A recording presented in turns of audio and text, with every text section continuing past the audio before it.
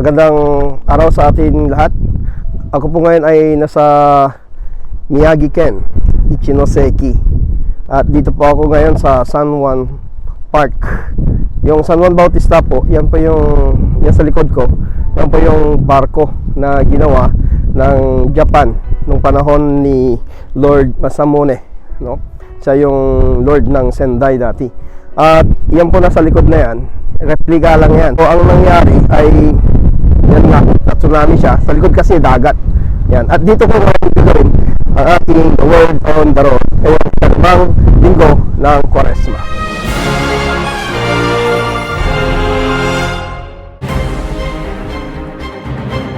Sa ating po unang pagbasa ngayong araw na ito ay sinasabi ng Propeta Ezekiel na patatawarin tayo ng Diyos sa ating mga kasalanan at hindi na niya gugunitain kung ano pa ang mga iyon.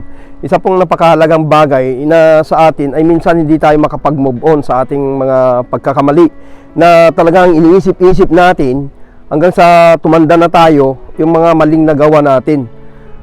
Minsan kahit mag-umpisal pa tayo ay ilang beses na rin nating naikumpisal yung pare-parehas na kasalanan na nagawa natin noong nakaraang ilang taon.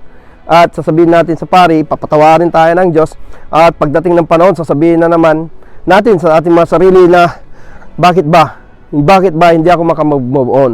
So mga kapatid, inanyayan tayo ng Panginoon na mag-move on na. Ibig sabihin, kung napatawad tayo ng Panginoon, bakit hindi pa natin kailangan patawarin ang ating mga sarili? So, paano papasok ang grasya ng Panginoon kung ang puso natin mismo o tayo mismo ay ayaw nating papasukin ang grasya niya? Kaya sa Ebanghelyo naman sa araw na ito ay sinasabi ng Panginoon, no, na pag may problema ba, sasabihin ko, Lord, tanggalin mo na to. So siya ang nababagabag. Ang Panginoon ang nababagabag bago siya ipako sa cross. At sabi niya, sasabihin ko ba na tanggalin mo na ito? Hindi. Kasi dahil diyan, ako'y napaparito, sabi niya. So, kung sasabihin niya na, Panginoon, Tatay, tanggalin mo na po ang paghihirap kong ito, hindi na siya magiging tagapagligtas natin. Kaya, ginawa niya, sinunod pa rin niya ang utos ng kanyang Ama. Ganon din tayo sa ating pag-ibig. Dapat hindi tayo nagbabago dahil, for example, nag-promise tayo, anak, gagawin ko ito para sa iyo, ako'y mag-abroad, o ako'y talagang magtatrabaho para sa iyo. May nagawang kasalanan yung bata, sabi niya, hindi na kita bibigyan. Si Santa Claus minsan, di ba ganyan? Si Santa Claus sabi, magbibigay daw ng gift sa mga mababait na bata. Paano naman yung mga minsan nagkakamali ng mga bata? So, wag naman ganun sana, no? Si Santa Claus na, no? Santa Claus, kung nakikinig ka sa Pasko, bigyan mo lahat ng mga bata, no? Walang kahit masama o mabait, ganun. Okay lang lahat sila bigyan para lahat ay pare-parehas. Huwag mo nang isipin kung anong nagawa nilang kasalanan, na Santa, kasi yun ang topic ko ngayon. So, ganun din ang Panginoon na hindi niya tatanggalin, hindi niya sasabihin sa Ama na tanggalin ang mga paghihirap na yon. Bagkus sasabihin niya, Lord o Ama, sana sa pamagitan nitong paghihirap ko na ito, pagpapako sa cross na ito, ay maligtas ang lahat. At ikaw ay talagang makukuha ang kaluwalhatian. So mga kapatid, ganyan tayo dapat. Na ang pag-ibig natin ay hindi sa pagnirapan na tayo, tigil na tayo. Yung mga nakilala ko, mga nag-abroad, no? Lalo may mga iba puntang Japan. Tapos pag nahirapan na sila ay sabi na nila, ay, hindi ko kasalanan to, kasalanan na ng company.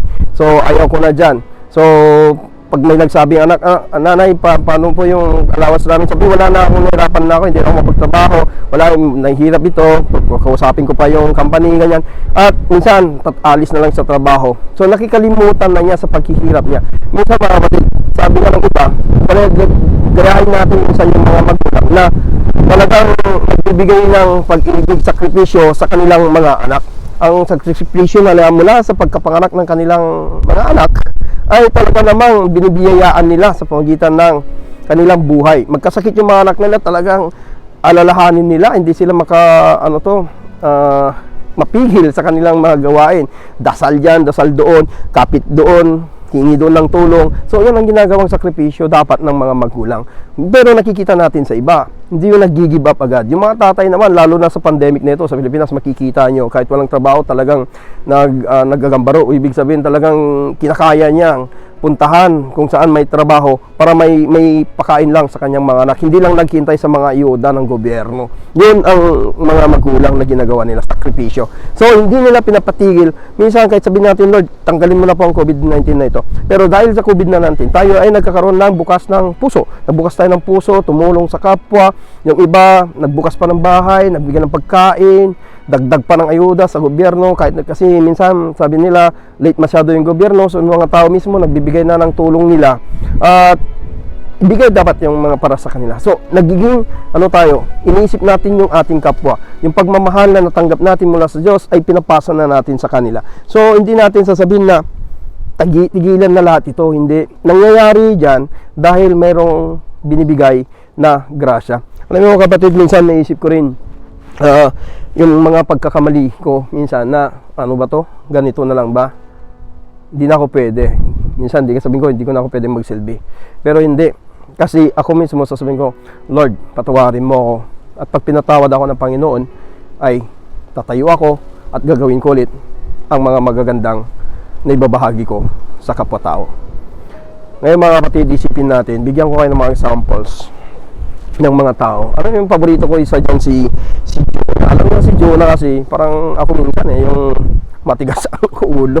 Matigas din ang ulo minsan, at sasabihin na huwag mo lang ako papuntahin din, Lord, kasi wala din namang magbabago. Minsan may ganun ako, pag-iisip din na para saan pa ba? Bakit ako tumutulong ng kapwa, o bakit ako nakikinig sa kanila, pare-pares lang naman ang sasabihin.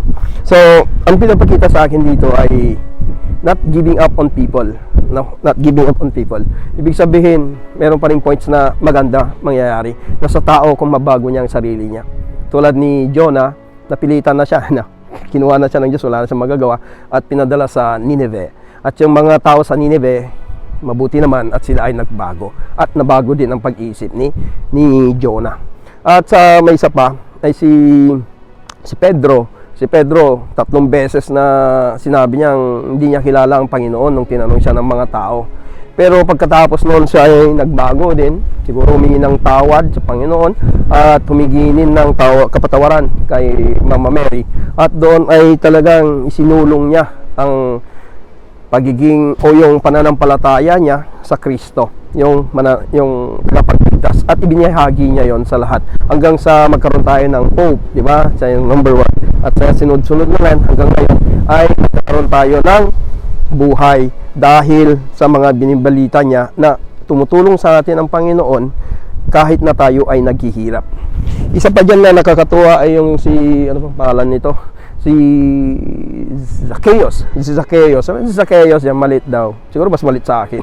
Mas malit siya sa akin. Kaya umakyat siya ng puno. Ako inakyat ko hagdanan. So, sabi niya, sino ba itong Jesus na to? So, pumunta siya. Tapos nung nakita niya, Zacchaeus. Siyempre, yung mga tao doon, kuwan ito parang yung magaling mangupit ng pera. Tinatago niya, So, sabi niya, nung nakilala niya ang Panginoon, tinawag na siya, halika dito, Zacchaeus, at pupunta ako sa bahay mo. At doon ako kakain. So nabigla siya.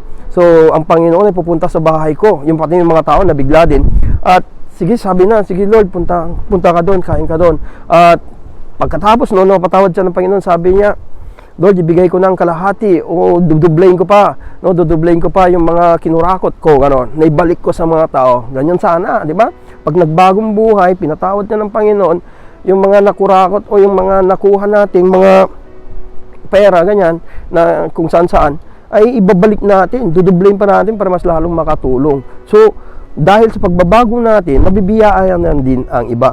Kung tayo pinatawad ng Diyos, nabibiyayaan tayo din ay magbigay biyaya sa kapwa. Yun po yun, ang point, Kaya ang Panginoon, dahil sa kanyang pagbibigay ng kanyang sarili, tayo ay naligtas. Hindi yun doon natigil na ang Panginoon ay okay na ako, kayo, bahala na kayo. Hindi. Kundi, dahil sa kanyang pagbibigay ng sarili, tayo ay naligtas. Dahil sa pagbibigay ni Pedro, kahit pagkapatawad sa kanya, ngayon, meron tayong tinatawag na simbahan, at doon ay tayo nagtutulong-tulungan.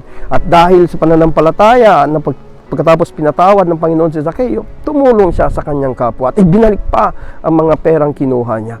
At dahil din sa pag-ibig ng Panginoon sa mga tao ng Nineveh, si Jonah ay nabago din ang pag-iisip niya. At parang ako, na nagbibigay ng pag-asa sa kapwa, na ibig sabihin ay naniniwala ako ng isang tao, kahit man gaano siya kasalanan, ay mayroon pa rin kabutihang ibinibigay. So mga kapatid, mag-move on na kayo ha. Yung mga ayaw mag-move on dyan dahil sa mga nagawa nilang kasalanan. Kung naniniwala kayong pinatawad kayo ng Diyos, patawarin nyo na rin ang inyong mga sarili. Yan ang point, di ba? Kung mahal kayo ng Diyos, mahalin nyo na rin ang sarili nyo. No, wag na kayong hindi ko matanggap. Oh, kung mismo hindi mo matanggap ang pagkakamali mo, so ang Panginoon natanggap na niya yan. Kaya sabi niya, yung kasalanan nagawa natin ay pinatawad na niya at hindi na niya iisipin pa yon.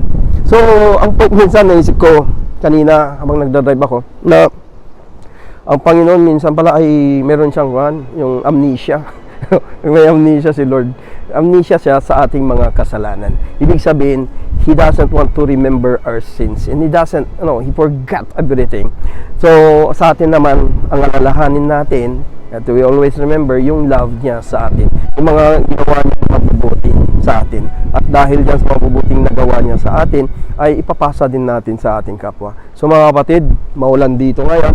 So ako'y papasok na, nilalamig na ako. At mamaya, meron akong video sa loob ng museum ay papakita ko sa inyo. So, isang magandang araw sa inyong lahat at patawarin tayo lagi ng Panginoon sa ating mga nagagawang kasalanan araw-araw, at dahil dyan tayo ay mamumunga ng maayos. Sa ngalan ng Ama, Anak at Espiritu Santo. Amen.